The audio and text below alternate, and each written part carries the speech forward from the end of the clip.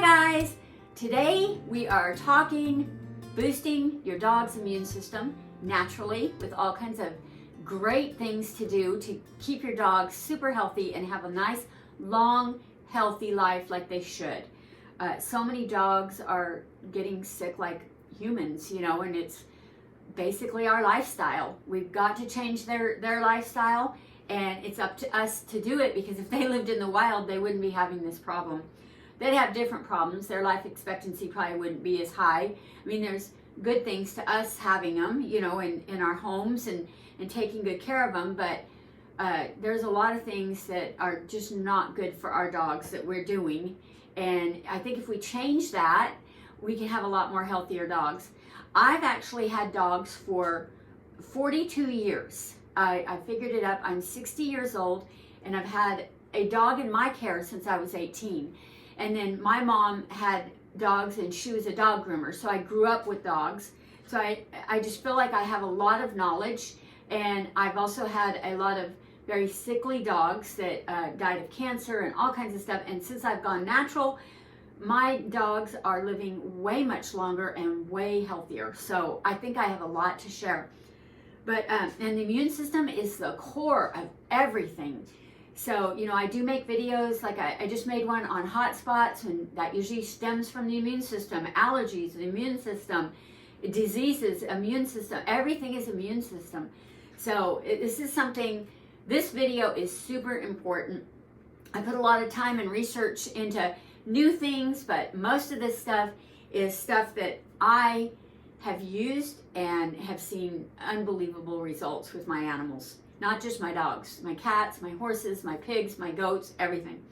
So anyways, we're gonna get into this. We're gonna talk about all kinds of stuff. Okay, so Dandy she's 9 years old. I've had her 2 years. I've had her on a pretty good detox regimen for the first 7 years of her life. She was over-vaccinated and did a lot of flea treatments and, you know, just a lot of that kind of stuff, exposed to a lot of chemicals and everything, which is stuff I don't do anymore. And I really think she's gotten a lot healthier. So hopefully she'll live at, you know, 14, 15, 16 years old and be very, very healthy through those golden years. But anyways, let's get into this, and we'll dive deep into some of these best proven things that really, really seem to work for boosting it's so simple too, like super simple stuff to do. But anyways, let me put Dandy down real quick, and I will be right back. Okay, so I'm gonna go with my notes here. Okay, so number one, like my number one thing when people, you know, my customers and just everybody who reaches out to me and asks me, you know, what can I do to boost my dog's immune system? The first thing is diet. Diet plays such a huge, and this is all for humans too, but diet is number one. So when my customers reach out to me, and, you know, just people in general just asking me my opinion, you know, what can I do to boost my dog's immune system? Well, there are a lot of great things to do, but the number one thing that, to me, that you have to do, I mean, you have to do this, is diet.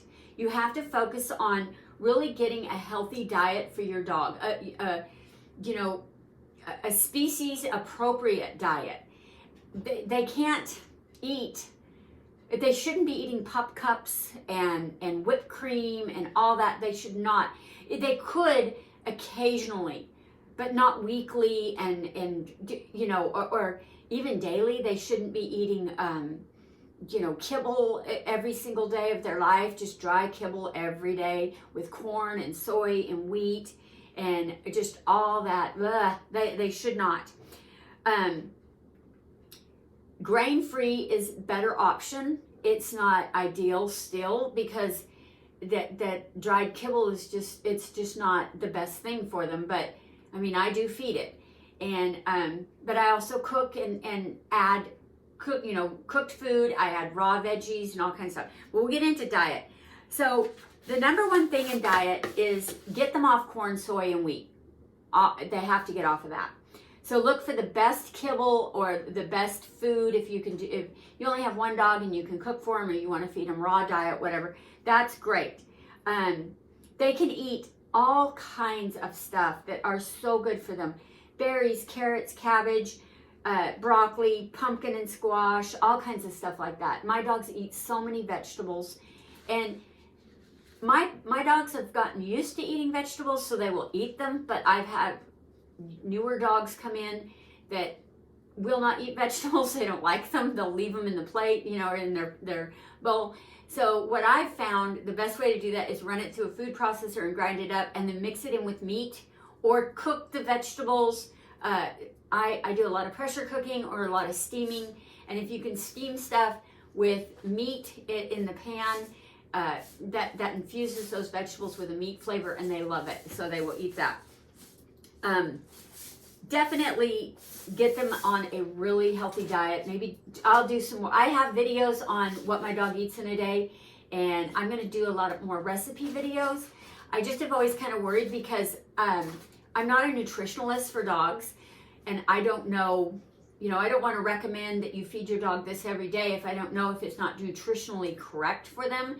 I always say take you know, like I cook for my dogs, so they always get, you know, extra vitamins and minerals and things like that, because, you know, they need those. But anyways, the number 2 thing I think, which also correlates with diet, is everything.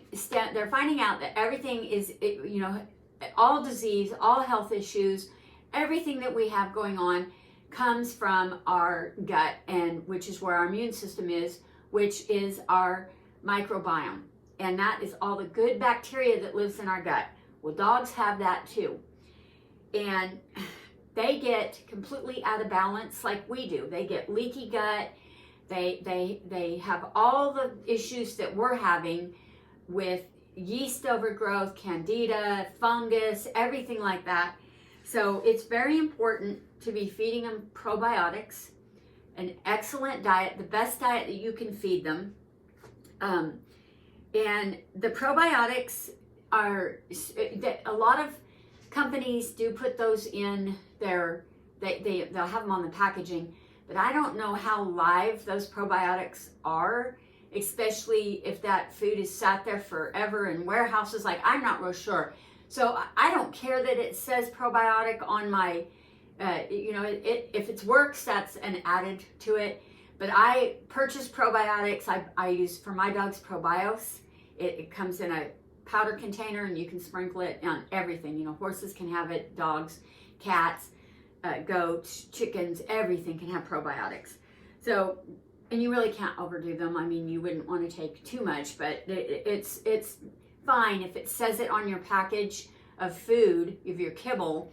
Still feed a probiotic on the side as well if you can, especially if you have a dog with any issues, if they have any health issues or anything.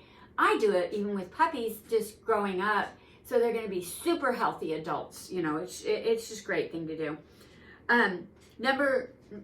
That's number 2. A diet's number 1. Number 2, probiotics will boost their immune system. Number 3 is fish oil. Nothing gets enough omega-3s, and they just lacking in our diet and our dogs' diets and everything else. So a really quality fish oil, like an omega oil like this from Chewy. This, my lid was leaking, so I ended up putting it in a, oh, I don't have it here. It's I think it's krill oil.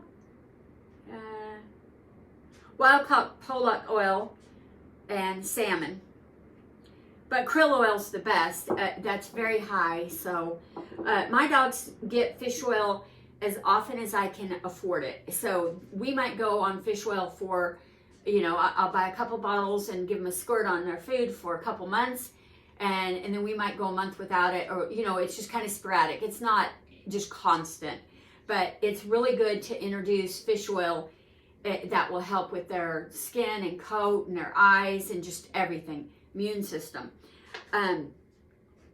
Now, those are things that we all kind of know: probiotics, diet, and then omega-3s. We've all heard about these things for ourselves, you know, and this is definitely important for the dogs. But there's things that you can do to boost your dog's immune system that has nothing to do with stuff that they're eating or anything. And, you know, the huge benefit to exercise is great for us. What's great for our dogs too. And so many dogs are couch potatoes nowadays. So getting your dog out on a walk every day, or which is good for you too, or playing ball or tug of war or anything, just to stimulate them, kind of get a little bit of cardio going on. 15-20 minutes a day. My dogs get way more than that because I go out about every hour or two with my dogs. I work from home, but I go out and play ball with them. And some of my dogs that have been lazy in the past and do not run and play and stuff have had shorter lives. I've noticed that out of all the dogs that I've had throughout these years. So getting lots of exercise in your dog, it will really help them live longer and have a lot better immune system. And, you know, and they say that for us too. So that's something to always think about. Now, with diet and exercise comes keeping a good weight. You do not want to feed your dog free food. The worst thing you can do to your dog is have free kibble down for him 24/7 like that. I don't do that for my cats. I don't do it for my dogs. I don't free feed my horse. I don't free feed anything. Everything gets fed pretty much on a schedule, and they get breakfast and dinner. Now, I've just recently been learning about, like in the last couple of years, about intermittent fasting for humans. Well, I started finding out that it's really good for your pets as well. And it's not cruel, because in the wild, they have to go and hunt for their food, so they're not always going to have food when they're hungry or they want it. So about twice a week, my dogs I'll skip a meal, like I'll skip breakfast and then feed them. Now, you don't want to do it, you don't want to do it to a dog. These are older spayed and neutered dogs that have a little weight on them. Like my dogs struggle with weight because they were spayed and neutered, and their metabolism's changed. So we'll skip a meal, and my dogs will try to skip meals occasionally anyway. I'll set it down. They're like, no, I'm not hungry right now. And I take it back up, and I know they're wanting to skip a meal. But we'll skip a meal occasionally just to kind of like let the autophagy start, and that's where you have these scavengers go through and clean up the body. It can't do that when you're just constantly feeding it food. So it is really good to get the body into ketosis, even for dogs and cats. And it's kind of a new thing. It sounds kind of cruel because you're doing it to your animal, but my animals don't seem to mind. I make them wait. I make them at least go 12 hours. If I feed them at 6 at night, we usually eat. They won't eat again. They have no snacks. We have had snacks like at 10 o'clock at night for special occasions, but a lot of times we won't eat until 8 or 9 the next morning. So they've had plenty of time to have their immune system really recharge and kick on and do a lot of good stuff. So you don't have to like go 24 hours, even though I think with a sick animal that's something you can look into, because that can really help. They know that instinctively. I don't know if you've ever seen a dog that's sick and he refuses to eat. It's because he knows that it's time for the body to be healing and not digesting food. And so not eating is not something like, oh, you're going to die if you don't eat. That's not true. But that's something to look into. So keeping a healthy weight, and I think not free feeding. Take up that food. They should eat 2 meals a day. They should be hungry when you feed them, and they should finish their food. That's the way I do it, and I've had healthy animals doing it that way. So it might be something to like research and look into. Minimizing stress. That's huge too. Dogs that are super stressed, that are like living in the streets and that can't get, quality food, or don't get food for weeks on end or whatever, they have they have really compromised immune systems. So, you know, making sure your dog sleeps through the night, has plenty of outdoor exposure and potty breaks and you know, happiness in the house. There's not a lot of chaos and screaming, and you're not mad at your dog, and they know their routine and everything. These are things that really help keep the dog's immune system boosted. Just a good routine going on all the time, and happiness, keeping your dog happy. Even if at your worst day, you should never take it out on your dog. You should never let your dog see, you know, you can be upset around your dog, but you shouldn't make your dog feel upset with you. And tell them it's okay, everything's going to be okay. Because they sense immediately how you feel. So keeping them stress-free is huge.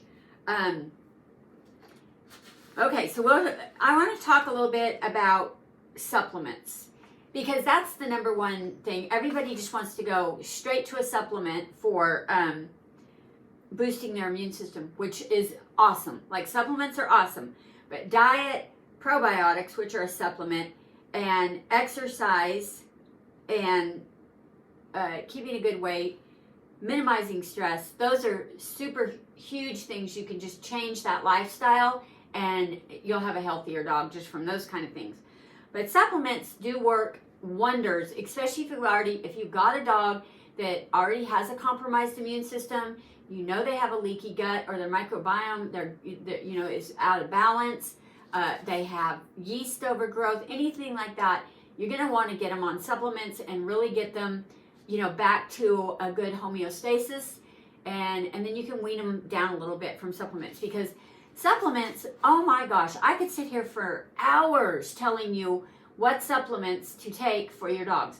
My dogs are never, like, there's no silver bullet that works just continually. And this, always give them this and your dog will never die. That it doesn't work that way. So what I do is I switch things around a lot. Like I said, with the fish oil, they get that, you know, as often as I can. My dogs get kelp almost daily. They get kelp, Icelandic kelp, because not only does it have all kinds of minerals in it, which are super great for the immune system and the body, but kelp has an enzyme in it that eats plaque and tartar off their teeth. And teeth are a huge portion of our immune system as well. That's all bacteria that you want to keep as clean as possible. So chewing bones, you know, playing ball, and using this. I also make a breath spray for dogs that I sell online, which works great. It also it's got grapefruit seed extract and grape seed extract, which eats away at the plaque. That's great. The Icelandic kelp, you just pinch a little bit into your dog's food every day, and it's very fishy. It smells kind of like the sea, and they love it. And it really works great at keeping plaque away. I know that because my 13-year-old Great Pyrenees Duke, who does not play ball, he doesn't chew a bone, he's got ice white teeth, and he's been on this for a couple years. So it's definitely works. That's an amazing thing. And teeth are huge on the immune system too. Like, you know, that's another thing. But for supplements, this is pretty much, I do that all the time. Colostrum's great if you've got a dog that's really trying to rebuild their gut. And I found that colostrum is extremely expensive if you buy it for dogs, and if it's like marketed for dogs. And it's very pricey for humans as well. But you can go to your farm store and buy colostrum for, like, you know, if you have baby goats that haven't their mother died or whatever, you need colostrum for them, or baby horse or cattle or whatever, you can go ahead and buy that colostrum and give it to your dogs. The only thing I don't like about that is that sometimes they are highly preservative. There's a lot of preservatives in it. So, you know, you might want to go to your farm store, read the colostrum ingredients. If you can find one that is not, you know, maybe has natural, like rosemary or something like that.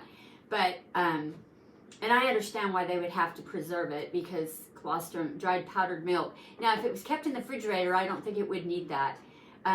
If you have access to goat's milk, or access to whey or raw milk, those would be great things to rebuild the gut as well. I mean, there's a lot of controversy over if milk products, you know, mess up the gut and all this and all the, you know, people who are plant-based, but I really believe it does work, you know, especially the colostrum. I've seen it work. It works. This is something that it's just something that you could give to it, especially older dog, or you don't know. I mean, that it's got immunoglobulins in it. This one's got 15%. I mean, it's known to both boost the immune system. So that's an amazing one. Same thing with mushrooms. Oh my gosh, mushrooms for dogs like turkey tail, reishi, shiitake, all those kind of lion's mane for cognitive. They do have blends for dogs, in powder form. I'll link some below, and I think they're on Amazon, and it's cheaper to do it that way than to buy the little bites. If you only have 1 or 2 dogs, then it's probably not that expensive for you. But I have 11, and so I'm always looking for cheaper ways to supplement my dogs, you know, and stuff like that. But my dogs get mushrooms as often as I can afford it. I've bought extracts before. Those are amazing. Give them extracts. But they're so pricey. So pricey. I think you can get turkey tail like alone and like a human grade turkey tail powder, and, you know, feed it to them that way. I'll have to look into that more. I've just done it, like I said, just bought it off of Amazon already mixed up for dogs in a powder form, and it's pretty expensive. And another one that is a super adaptogen, it is so good for dogs to take almost daily, is Astragalus. And this I get at Walmart.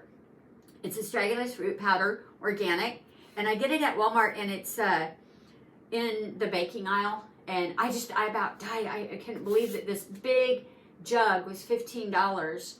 And that's so reasonable. And my dogs just get a little bit on their food every day. And this is one I do feed a lot because it's an adaptogen. It regulates the immune system. It doesn't cause any spikes or anything like that. You know, it's really, really good. Another one that is so good is elderberry. Elderberries are amazing for dogs, just like they are for humans. Mine get elderberries more in the fall and through the winter. I make elderberry syrup with honey, and I put that in their food all the time. I have elderberry tinctures that I've made that I've given them that. And then a vitamin and mineral supplement. Now, you don't need mineral supplement if you're using the Icelandic kelp, because that is all the minerals that they need. But you can, of course, vitamin C, if you say the strongest immune system boosting vitamin is vitamin C. And you want a buffered one, like an ester C or like a liposomal, something like that. And vitamin E is really, really good, but I wouldn't like go and buy vitamin E and just give it to my dog. I would buy it like a multivitamin and give it to my dog. That way, that had all the vitamins in it. Now, vitamin C, you could go ahead and give them, 500 to 1,000 milligrams a day. You might want to work them up because they might get diarrhea from it. But and I would only be giving a dog that if they had like allergies or they had skin issues or ear issues. They're having health issues. Just a healthy dog can just get a multivitamin, and that would be fine. And I think, like I said, the number one thing is keeping that diet just super, super, the most freshest food that you can feed them. And no wheat, no corn, no soy. The chicken meal and all that, I mean, I don't, so the chicken meal byproducts and all that, yeah, it's not great, but I think the wheat and corn and soy is the one that makes that's the worst, to stay away from that. And the last thing that I think is something that is hygiene. You should keep them bathed and flea and tick free and all that. Keep their bowls clean and their bedding clean within reason. I mean, dogs don't have to be super clean. They shouldn't be overbathed. They shouldn't. I mean, there are plenty of dogs that go to the groomer every 6 to 8 weeks, which is probably fine. But I know people who bathe their dogs like weekly, and they're fine. They're super healthy. But dogs can get funky and stinky and stuff, and they're still fine. They can get mats and all that. Just keep them comfortable and clean. Check their ears and between their toes and just all that kind of stuff. And just main thing is everything, their coat should wick everything off. They should be super clean, even without baths, and not smell if everything's functioning correctly, their immune system. And so there isn't a yeast overgrowth, and they're not stinky, and their coat's not dull, and all that. So these are some ideas that I wanted to run past you guys on immune support, because so many people ask me about it, and it's huge. There are so many other supplements. Burdock root. There's just so many. I could just go on and on and on. But these are things that are super accessible, not quite as expensive as if you get into, on Chewy and on Amazon, they have awesome immune support tinctures that you just, you can use, and there'll be a blend. And they even have homeopathic blends for immune support, all kinds of stuff. These are great, but I wouldn't do that with a healthy dog. It's very expensive. And a lot of times you can get a lot of this stuff in bulk and feed it and get the same results. So that's just something I have to do with 11 dogs. But anyways, I hope you guys enjoyed this. I hope it helps a little bit. Change your dog's lifestyle, and hopefully your lifestyle is the same. You're eating lots of fruits and vegetables and eating good. I can't count the times that I make a pot in the Instapot, and it's for me and my dogs. I make a huge pot of something and I eat it with them. And they eat chili, they eat all kinds of stuff. And because they can have all kinds of supplement or herbs, seasonings and everything. Just no onions. And there's they can have avocado flesh. They just can't have the peel or the seed. For years, everyone said no avocados whatsoever, but they can have the flesh. There's really not a whole lot of things that chocolate and, macadamia nuts, stuff like that are not supposed to have. There's controversy about garlic. My dogs have eaten garlic for over 40 years, and that fresh garlic all the time, and everybody's just been healthy and strong. Same with my cats. And all of this stuff that I have talked about, like I said, works for cats. So fish oil, probiotics, mushrooms, diet, exercise for your cat. Winnie's 17. I have to play laser light with her all the time. And her little flippy thing, she's always playing with something. Keeping their cognitive going, that's been huge with my older dogs. I've seen Pearls play ball for years, and sometimes she just drops the ball and is walking around. She don't even know what she's doing anymore. So I've been working more with her on that, upping her blueberries and all kinds of things. But and I've noticed a difference with her. But anyways, I hope you guys like this video, and I'll have more coming soon. Give it a thumbs up and share it to anyone who has a puppy or an old dog or a dog sick or anything, any dog at all. Everybody needs to know about how to create a healthier lifestyle for their dog, boosting their immune system every day just with lifestyle, just keeping that immune system at top optimal, running capacity. Anyways, I will talk to you guys later. Bye.